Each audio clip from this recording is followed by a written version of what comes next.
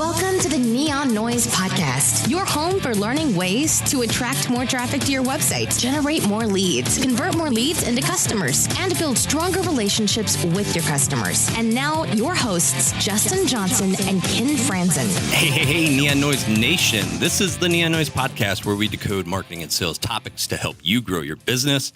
What's up, everyone? This is Justin Johnson, and with me, I have my co-host, Mr. Ken Franzen. Ken, what's going on? Justin, things are going great today. I am looking forward to speaking to our guest, Mark Schaefer. I've read some of his books, listened to his podcast, love his work, and I can't wait to dive into some of these questions that we have for him. Beautiful. Our guest is an expert when it comes to social media marketing workshops and has written multiple books on marketing and personal branding. As Ken stated, today we have on Mark W. Schaefer. He is an internationally acclaimed college educator, author, keynote speaker, and strategy consultant. He has given speeches and workshops for some of the biggest brands on the planet.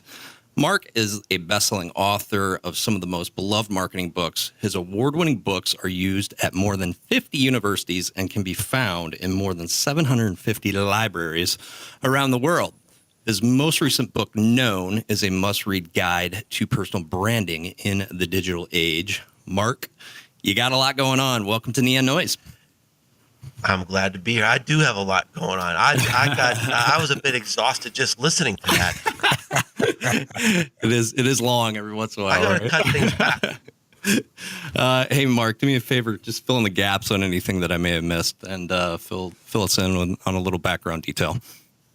Well, I think you hit the highlights. I really enjoy consulting. I also teach at Rutgers University in their grad program. I've been doing that for 7 or 8 years now, and of course, most people know me through either my blog or my podcast, The Marketing Companion, and of course, I've written 6 books.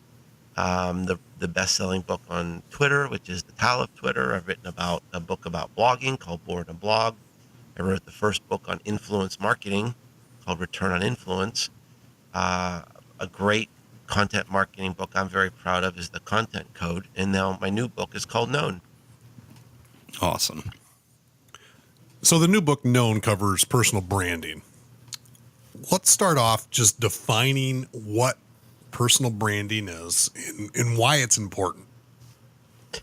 You know, I've really struggled with the topic because I actually hate the word personal branding. If I could have figured out another word that people would still understand what it is, I probably would have used it, because personal branding has sort of gone into the lexicon of guru speak these days, which is actually one of the reasons why I wrote the book, because there's so much hype and misdirection out there that it was really disappointing to me.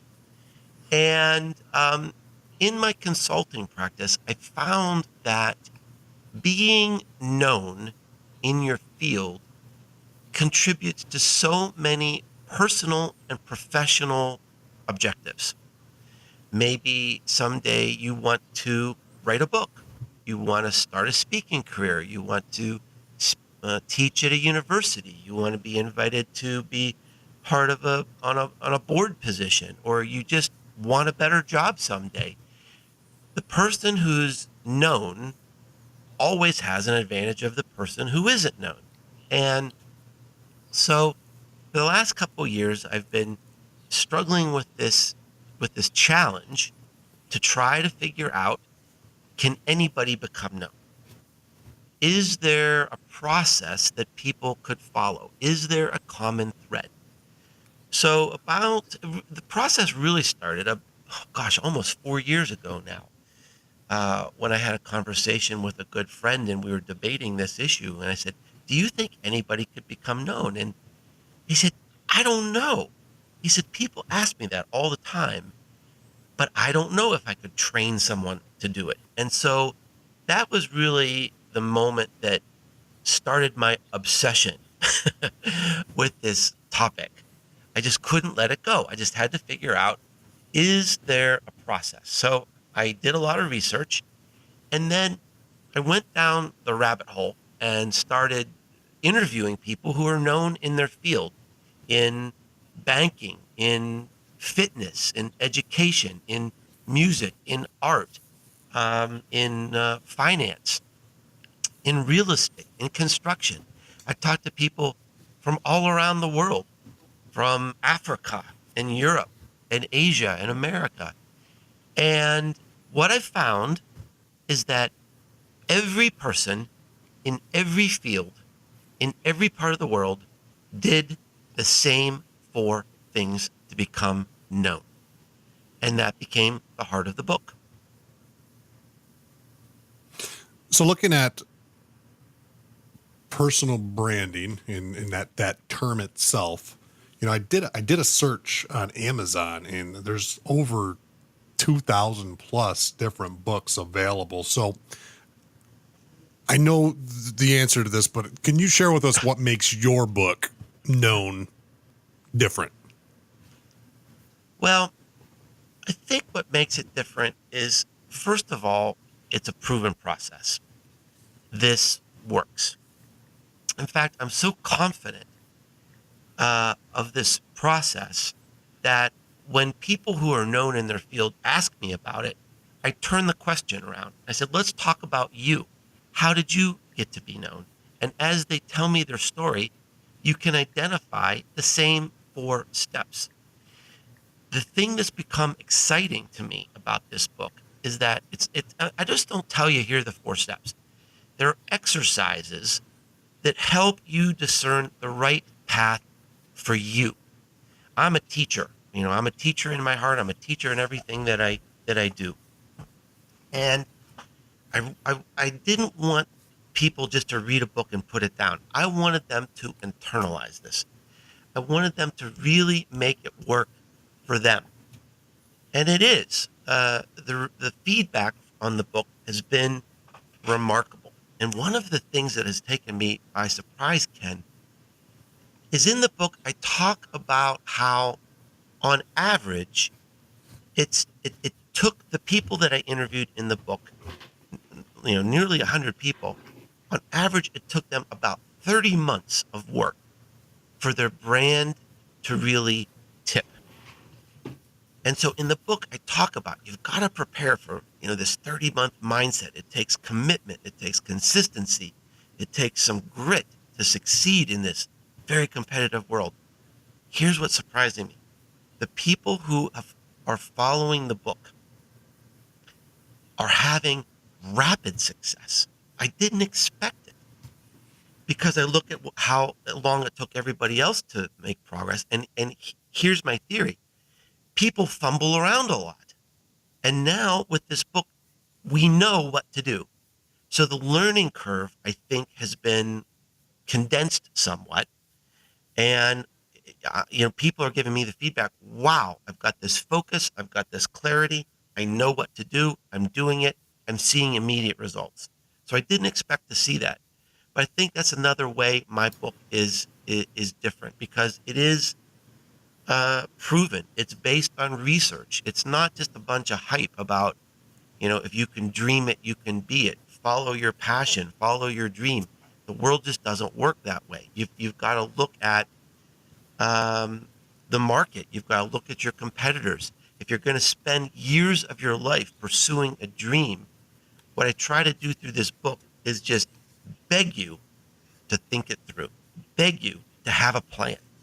A dream without a plan is just a hobby.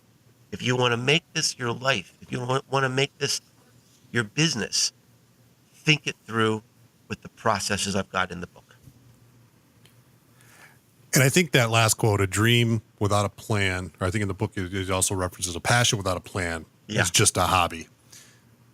Well, you paid attention to that. I even jotted a couple things down. Mark. I know, but they're still the same premise. Absolutely. That's impressive.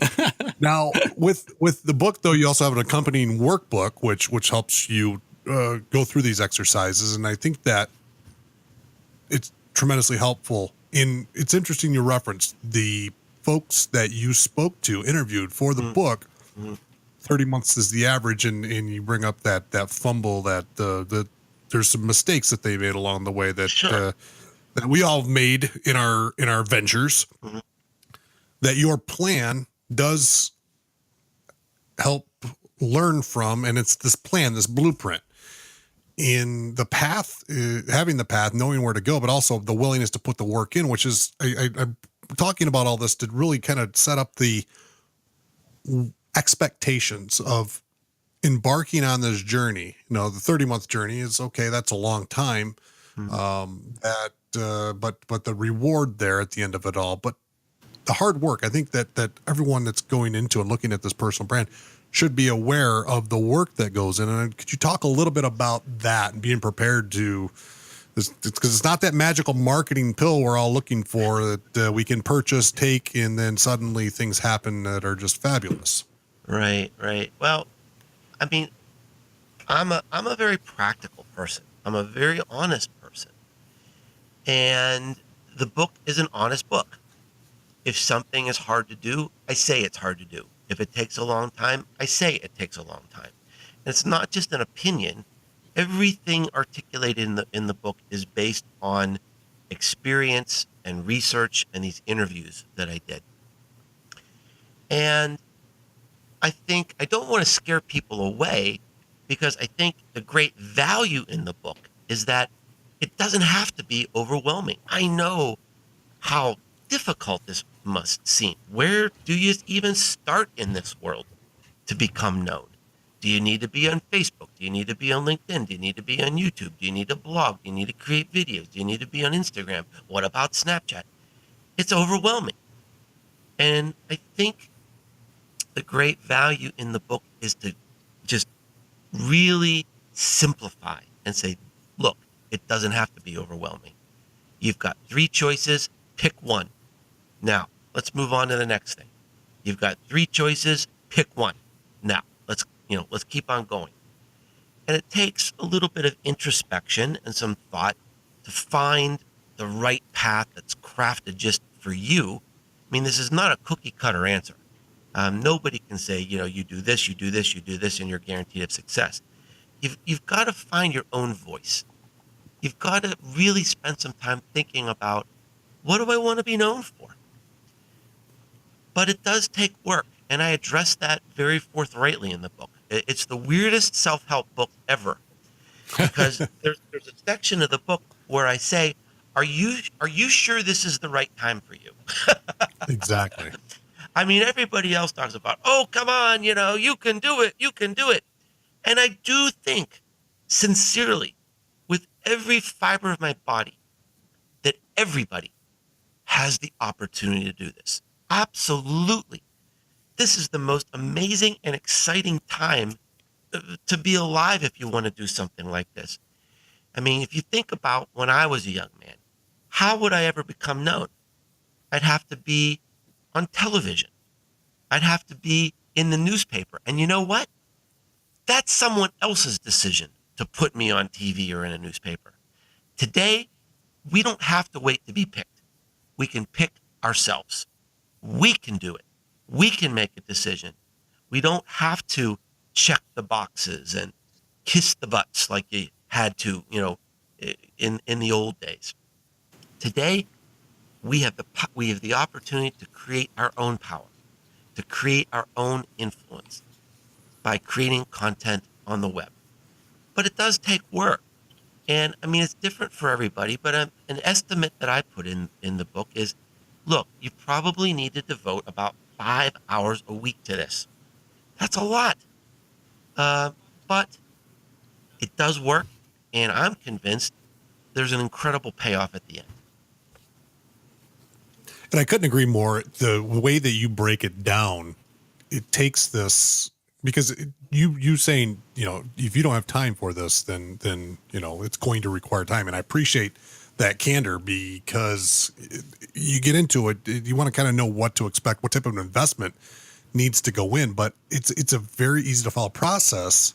And if you think about 5 hours a week, like everyone can put an hour on their calendar, I think, for anything. And if it is that important of a goal, then most can make it happen. And I agree with you that anyone can do this. What's a brand? What sells a business today? Do we really love a logo or a slogan? Or do we love people? Do we love a product? Or do we love the hands that made it? And I've been immersed in some new projects. And what I'm seeing is all this research that shows that people are less loyal to brands and companies, which makes me think this idea of personal branding is even more important now. Because, I can't, I'm not loyal to any hotel chain. I'm not loyal to any car brand anymore, but I'm loyal to certain individuals. I'm loyal to the person who works for this company, or who's creating this product, or who is selling this product to me. And that requires some work on a personal brand, because the people who are known, those are the people who are going to stand out and build those emotional connections. I think that's really the future of corporate branding, especially for small and medium-sized companies. Now, touch on a little bit the difference between being known and being famous, because there is a difference. Yeah, I'm glad you brought that up. And that there is some confusion about that. I mean, a lot of people, they might become intoxicated by the idea of becoming an influencer, of becoming the next YouTube star or something like that. That's not what this book is about. What this book is about is having the reputation, the authority, and the presence to help you get your job done, to give you the very best chance for you to achieve your goals, whatever they might be. And it's not just about money. It could be about raising money for a charity. It might be, maybe you've got a certain point of view that you want to get across to the world. There are lots of reasons to want to have an effective social media presence. So no matter what your goals are, I see so many different personal and professional objectives that really can be helped by having a profound and distinctive social media presence. And this is the book that teaches you how to do that. Now, you mentioned a couple times the 4 steps that every single one, or the majority, I don't know if you really said every single one, but you said, I mean, I haven't found an exception so far. You haven't found an exception? Beautiful. I haven't. All right, so we'll say every single one. Can you generally cover each of these steps for our audience? Well, I've hinted at them throughout the discussion, so let's go ahead and just call it out in a more formal way. So we talked about spending time thinking about what you want to be known for, where you fit in your industry, and what's special, what's distinctive about you. Now, this is where a lot of the self-help books kind of fall off the wagon for me, is they just start and they stop with passion.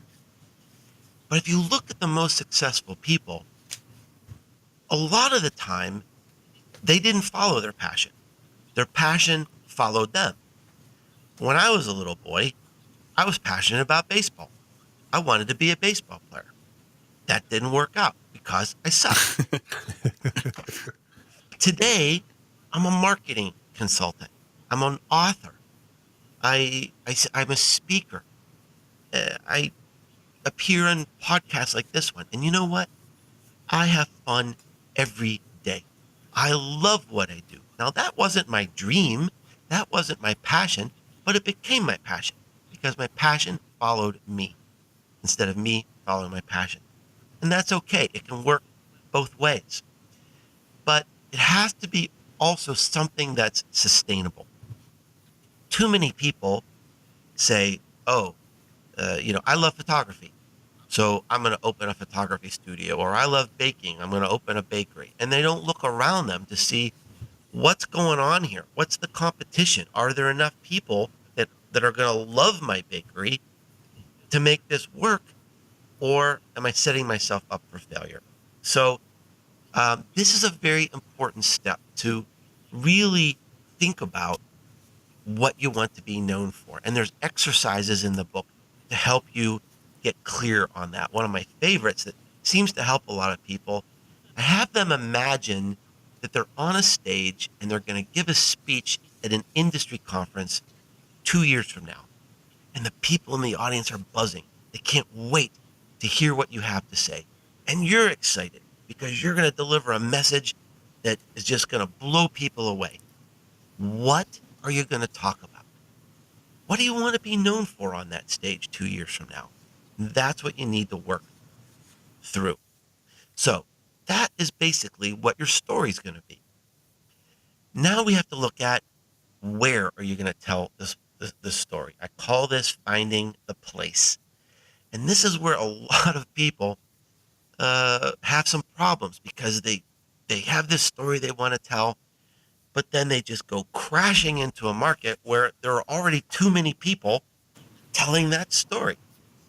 So what I encourage people to do is look at, what is the ecosystem like for your area? How can you find a little place of your own that you can dominate and own and maneuver in? So here's just a little example.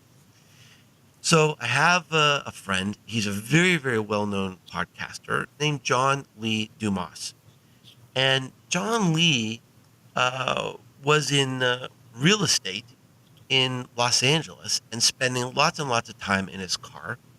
And he wanted to learn how to be an entrepreneur. He wanted to start his own business. So he started listening to podcasts. And he got frustrated because there wasn't a podcast he could listen to every single day. And he was spending a lot of time in his car. So he had an idea to start a podcast about becoming an entrepreneur. He started this podcast called Entrepreneur on Fire. And look, there is so much content being created about entrepreneurship today. There's a whole magazine called Entrepreneur, right? Sure. There are books about it. There are conferences about it. So he was going, he was plowing into this overwhelming world of content about being an entrepreneur. But this is how he was different. He was the only one creating a podcast every day. He had found his space. And in the book, I've got exercises that you can find your space to. The third step is around the content to fill that space. You know where to tell your story. Now, how are you going to tell it? And this can be really overwhelming to people. There's so many content options today. And where I encourage people to focus is on one of three things. Number one, could it be written content, audio content, like we're doing today, or video content?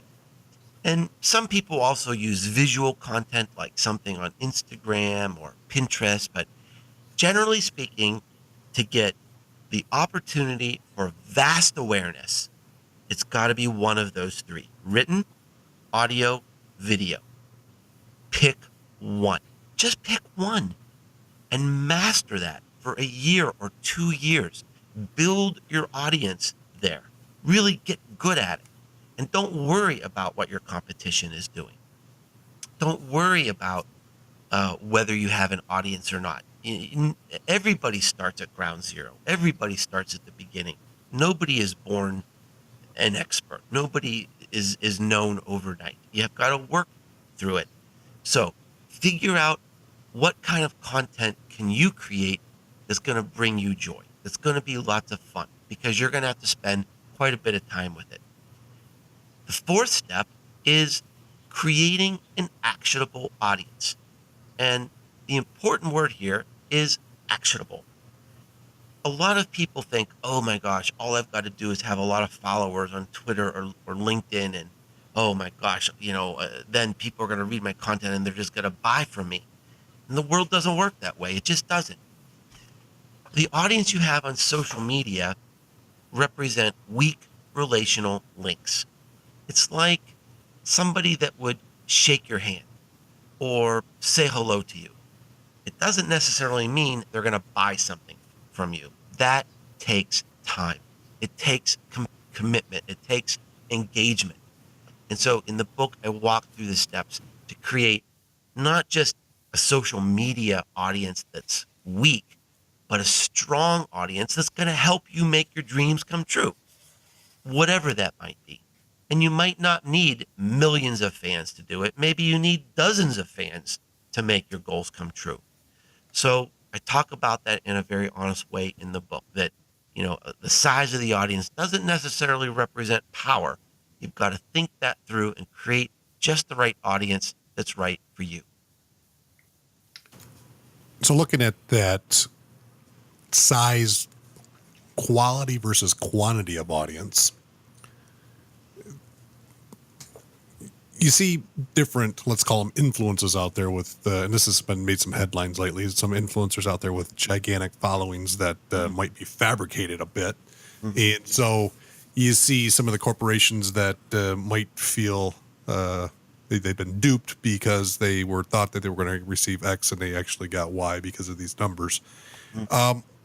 So what are some methods? What are some ways, you in your book, I think you referenced 9 ways to stand out in a crowd, which is essentially what you're doing here, is you're trying to build an audience, create fans, so to speak, that become known. And I'm trying not to cross over into the influencer realm too much, but you're trying to build this audience. And so what, in this very busy, crowded world, what are some of the different ways to stand out? Well, as you mentioned, there are a lot of different ideas in the book, but I'm going to focus on one.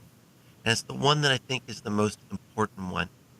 And the question that you asked me was exactly the same question I asked someone that I really looked up to, somebody who's certainly known in his field, Dr. Robert Cialdini.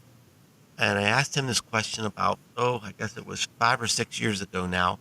I was working on a book called Return on Influence. And Dr. Cialdini has written the best known books on influence and power in the workplace in the world.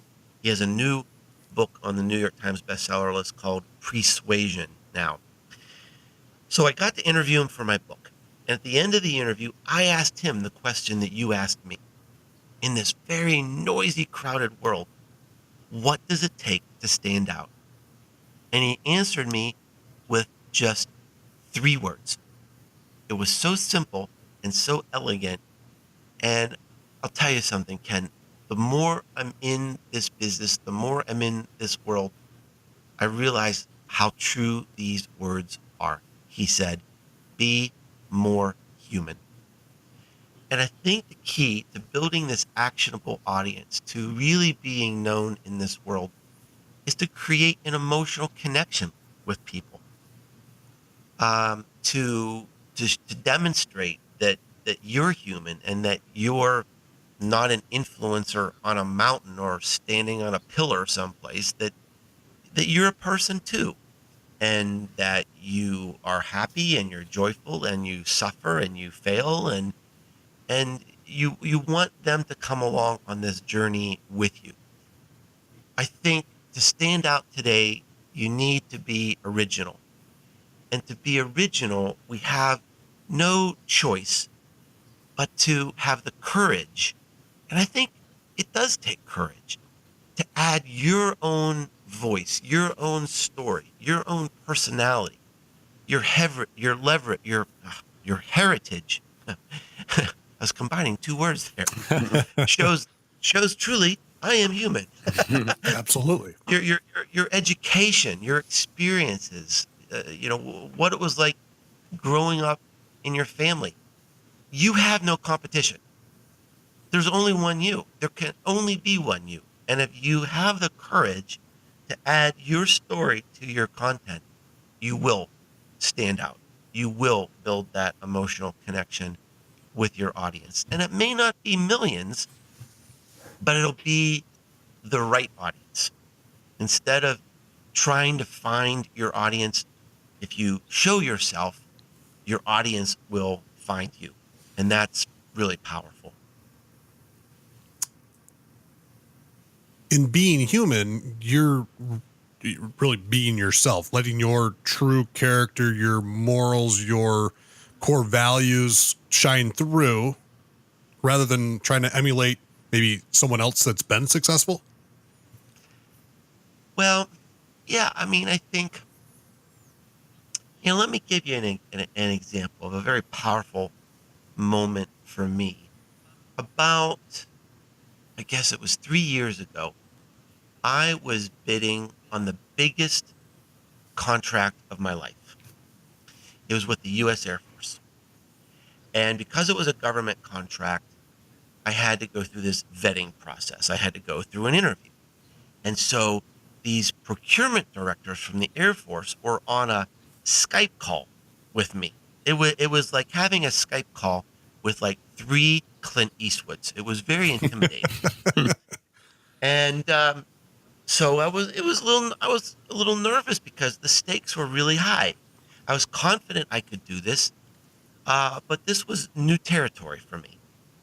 So I was on the call and I started explaining why I was the best person for the job. And about 90 seconds into my discussion, the procurement director from the Air Force interrupted me and said, "Oh, Mr. Schaefer, we all know who you are. We all read your blog." And I knew at that moment I had the job because I was known. Yeah. And the competitors weren't. Through my content, over a period of years, they came to know who I was, how I thought, what my experience was, what I stood for. I didn't know these people, but they knew me. I was known to them. They had built this emotional connection with me. They had a level even of trust with me, and I had never met them before. And that's the power of being known. It creates the only permanent and sustainable advantage we have in this world today. It's the only thing we can carry with us throughout our career and throughout our lives. Are you known or are you not? And if you're known, you've got an advantage. The doors will open, the calls will be returned, the people will come knocking with new opportunities for you. And that's really how the world works today. Do you, to begin this process for all the listeners thinking about, yes, this sounds like something I want to do. I want to write a book. I want to begin speaking. I want to embark on a political career. I want to join a board. I want to further my career or just solidify, validate my place in the industry. How much of a subject matter expert do you need to be? Because everyone, I always look at this and say, there's always somebody else out there that knows more than I do about something else. But I think that it creates hesitation in saying, but I'm not an expert. I'm not the guru. Who am I to tell someone else how to do something? I've been doing this clever little trick. At least it's clever to me. I think it's clever.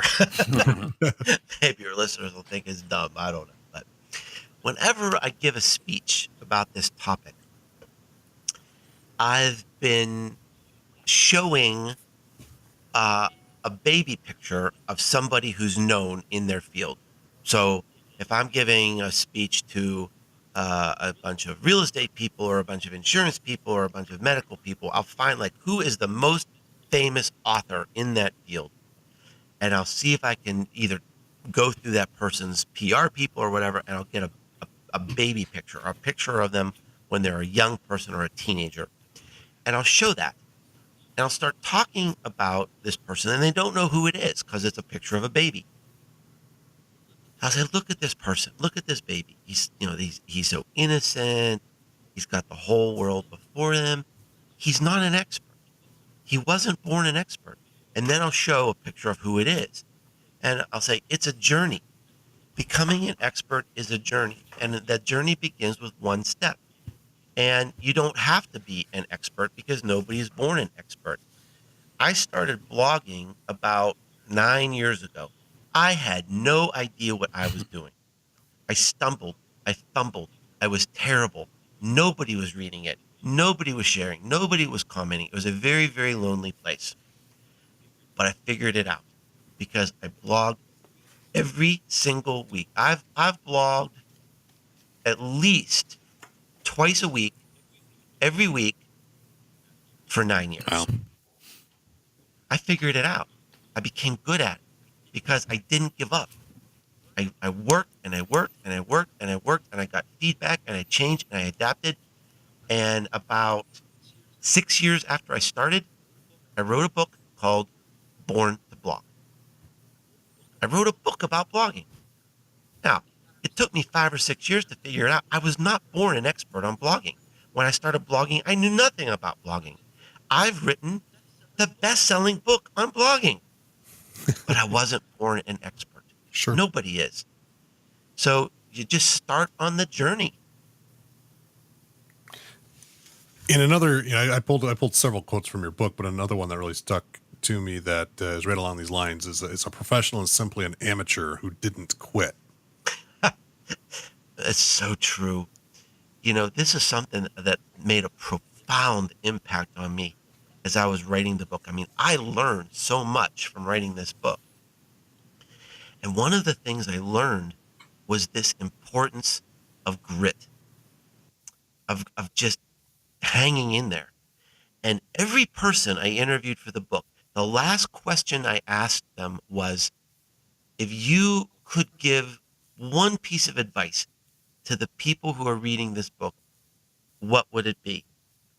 And nearly every person used some form of the word consistency or resilience or tenacity. And what I learned is that not giving up is almost more important. It may be more important than being smart, than being an expert, than being talented. Sometimes you just outlast people. Sure. And the people who really establish themselves as being the go-to person in an industry, about being known in an industry, they have grit. The other thing that I learned, which is kind of in the same ballpark, is when I listened to what these people were telling me, I started hearing a pattern. They would say, I don't give up because I know I'm impacting people. I'm changing the world. People depend on me. People appreciate what I'm doing.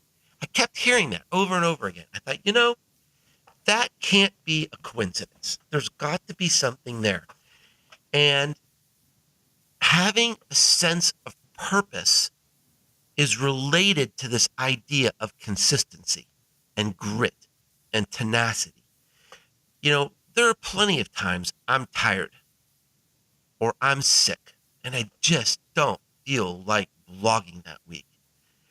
But what keeps me going is I know there are people out there that love what I do. They love my ideas. I've become part of the fabric of their lives. I had a woman tell me recently, she said, I start my day with a cup of coffee and your blog. And that is a very special honor. When I write my blog, the idea I have in my mind is today and every day, I will never let you down. I am going to create content that is interesting and relevant and timely and entertaining, and it will always be worth your time. You may not agree with me, and maybe I'm even wrong, but it's going to be worth your time. You're going to learn something today, or I'm going to make you think in some way. And I know that I'm changing people's lives because they've told me that. And I end the book. The book kind of has this strange emotional crescendo. I started the book talking about the darkest time of my life, and that was a hard decision. It was a grueling decision to say I'm going to put this in a book, and I can't take it back, and it'll never go away. And the reason I made the decision to do that was because I wanted people to know that wherever they are in their lives, I was probably below that. It was like a literary way to put my arm around the reader and say, let's go do this together. And then the stories in the book build. There's so many inspirational people in the book. And the last story in the book is about a young woman that came up to me at a conference in Scotland. And she just couldn't wait to meet me. She was so excited and she had tears in her eyes. And she said, I've read your content. I've read your books for years. And you were the only one that took time to answer my questions when I was confused. I do what I do because of you. That's awesome. I am who I am because of you. And I keep that in my mind. That's the fuel that keeps me going. That's my purpose. I'm never going to let her down. Very cool. And that's why I don't quit.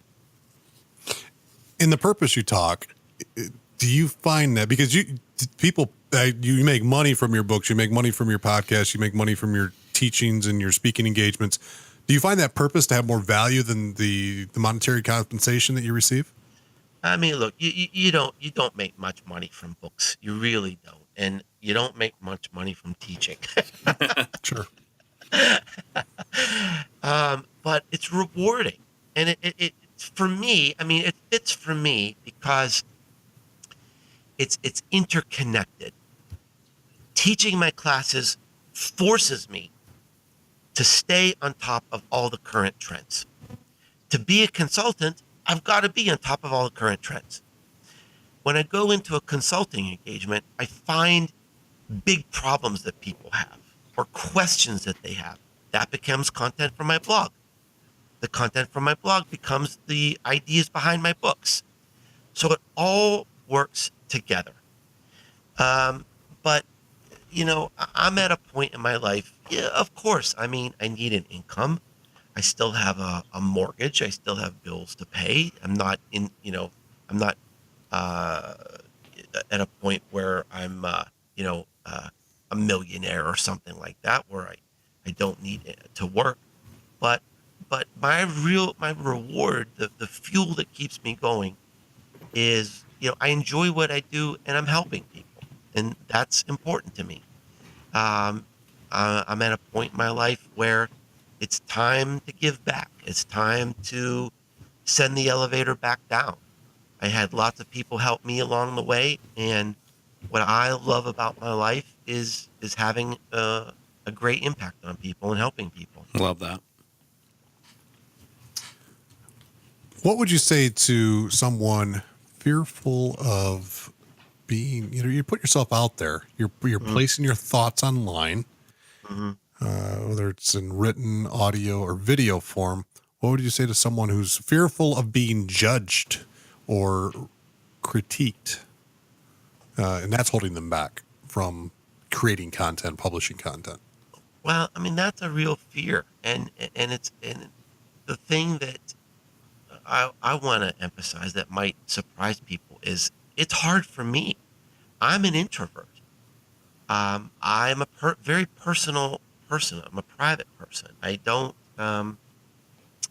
like talking about my life and my family and what's going on. But I talk about it a little bit because I think it is important for people to know what I stand for and what I do and what's important in my life. And here's what I've learned. That every time I take a little risk and talk about, let's say, something bad that happened. If I say, look, I'm confused. I don't have all the answers. Or I'm angry. Or I'm feeling joyful. Or I actually wrote a blog post about one of the stupidest things I ever did in my life. I got stuck in a bathroom on a train in England. and there was no other purpose in the blog post other than to say I did this really stupid thing and it was a funny story. But I think it's important to remind people that we're all equal in our human condition. And every time I take a risk and do something like that, people say, "Oh, I love that. Oh, how did you know I was thinking about the same thing? Oh, I struggled with the same thing. I'm so glad that you talked about that." And so it's like, "Oh, wow. It worked. That really relates to people. Well, maybe I should do a little bit more." I mean, I don't like being on video, but every time I'm on video, people seem to love it. I get rewarded for it. So it encourages me to do a little bit more. So what I would say to people who are afraid is that, first of all, your fears are probably overblown because generally speaking, people are really nice. And if they see that you're trying your best and they see that you're trying to help people and create good content, they're going to say thank you and they're going to appreciate it. There's not as much hate out there as is portrayed as in the press. People are pretty supportive. I've had 60,000 comments on my blog. I've deleted 9 of them. That's nothing to lose sleep over, that sort of percentage. The second thing I would say is 10 years from now, we'll look back at this time and say, "Oh, I wish I could go back to that year, to that month. I wish I could live back then because there were so many opportunities. The internet was just beginning." There's been no better time in our lives. There's been no better time in history to take advantage of this opportunity and build a personal brand than right now, because the internet is just beginning. The people, the ideas, the products, the content that are going to impact us the most 10 years from now haven't been invented yet. So, I mean, try it. Go for it. Take advantage of this amazing opportunity that we have. Good stuff. I couldn't agree more. And you think about all the things going on and the popularity of some people, or how well written or how much covered this particular topic is, and you think, how can I even enter this conversation? But the evolution of everything. You think about how young even the internet itself is, and how much has changed in just the past 3 years versus the last 5 years, and you look at 10 years down the line. It's exciting. 20 years ago, Google hadn't been invented yet. Yeah. 20 years ago, there were 100,000 websites. There's 60 million today. 20 years ago, 20% of Americans were on the internet. I mean, that's not that long ago. No. To think the world's going to be like 10 years from now, it's unfathomable. So, get in there and let's hear your voice in the world. Perfect. So, Mark, what are you working on now? What do you have coming down in the upcoming future that has you really excited, whether it's something you're working on or something that you foresee happening? Well, what I'm working on now is both frightening and exhilarating. All right. And it's frightening because what I'm realizing is that a lot of my most closely held beliefs about business and marketing aren't true anymore. And here's what I mean by that. So in marketing, I've always thought our job is to create loyalty with our customers. We want to create awareness that leads to trust. And then hopefully, if they give us a shot, the trust will lead to loyalty. And they'll say, "Oh, not only do we want to buy stuff from you, we want to bring all our friends." And I think you can't deny that in our world today, loyalty is going away. Not completely, but it's not like it used to be. We used to really love a brand like Ivory Soap. That's how the word soap operas got started, because Ivory Soap sponsored the television shows. That's all we knew. Every bar of soap in my house, my entire life, was Ivory Soap, because my mom wanted to buy soap for her children that she trusted. And the only way you knew what to trust was to see it on TV. That's not the way it works today. We trust what we hear from our friends. We trust the people who are known. We trust influencers. I know a lot of people hate that term, but it's real. Yeah. Because the influencers, they're experts. They're passionate about their field of expertise. They put their reputation on the line every single day because they have opinions about stuff. And now, if I want to buy soap from somebody in my community, I go online, I find it. I just discovered that here, I live in Knoxville, Tennessee. There's a little business here that's making cucumber grits soap. I mean, grits, that's like this, food that we eat here in the southern United States. Sure. It sounds really fascinating to me. Cucumber grits soap. All right. So I'm going to go buy some of this stuff because I want to support the local people. And if I meet those people and I get to know those people, and maybe I'll connect those people on social media, maybe I'll love the soap. Maybe I won't. But maybe I'll love the people who make the soap. Maybe I'll love the hands that make the soap. That's an opportunity we never had in the Ivory Soap days. And so I'm beginning to just really think about what is a brand today. It's not advertising. It's not corporate messaging. Maybe it's the people in our company. Maybe we can't love a brand anymore. Maybe it's all about loving people. And maybe it's about scaling the idea of known, making the people in your own company known. Maybe that's how we're going to get the word about our company out and what we do and why people love to work there and why you should buy it from us. Those are some of the ideas I've been thinking about and some of the things I'm working on next. That's exciting. I'm actually training people and companies on how to be known. I'm working with some really big companies, and they say, to have an effective social media presence today is a life skill. And if more of our employees have that life skill, we're going to be a more effective company. Teach us how to do that. I think that's a really cool idea. So I'm getting more and more pull for that kind of training. Very cool. Very, very interesting. Hey, Mark, what is the best way for our listeners to get in touch with you? It's very, very easy. If you can just remember Businesses Grow, you can find me.